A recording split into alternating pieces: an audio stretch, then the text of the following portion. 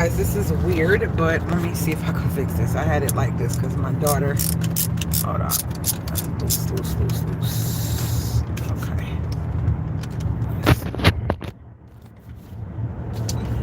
So we had a setback, and I'm kind of frustrated, but I'm kind of thankful at the same time. I had to call y'all on my way to the hardware store, or whatever you want to call it. So, my microwave kept tripping. My microwave kept tripping the circuit breaker, and somehow every time the microwave went off, the stuff in my room went off. So the way it was wired years ago, somebody wired it whatever way they wanted to wire it. Please thumbs up the video.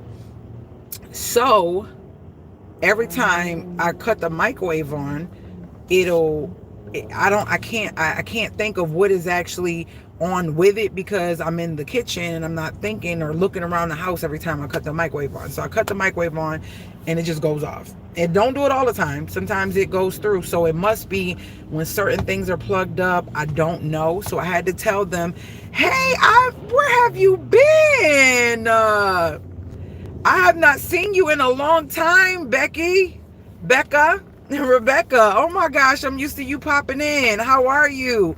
You got a lot of catching up to do, girl. And who else is in here? Sin, hey big sis, hey Sin. And oh my sissy Teresa, good morning. Yeah, so we got a setback. I was hoping that I can get the ceiling put in or either a window put in, and the microwave, I don't know if I told you guys that. I forgot to put that in my notes of stuff to talk about, the behind the scenes of what's going on and what I'm dealing with the renovations. And y'all, the freaking microwave trips the circuit randomly. Every time I use it, it doesn't do it, but it does trip the circuit randomly. So I'm headed to go buy more wiring because Rye had to pull the whole wall, like almost half of the wall off in the living room, to find the cords and see that the microwave, where they spliced the microwave in at to get the microwave to work the same circuit. My room is on the same circuit, which, how is it like on one side of the room? But anyways, that's something I'll deal with later on. Right now it's safe. They're trying to make it, where that much voltage is, whatever's connected to that, it's a lot of voltage, and all that voltage is too much on that circuit. So he's going to remove the microwave and put on another circuit, which is closer in the living room, which is behind the microwave, because the living room is behind the microwave. So he had to tear the wall out. While tearing the wall out, I guess is a good thing, he went to touch the drywall and seen that it wasn't even secured to the drywall, wasn't even secured to the stud jaw. So he just ripped it on out.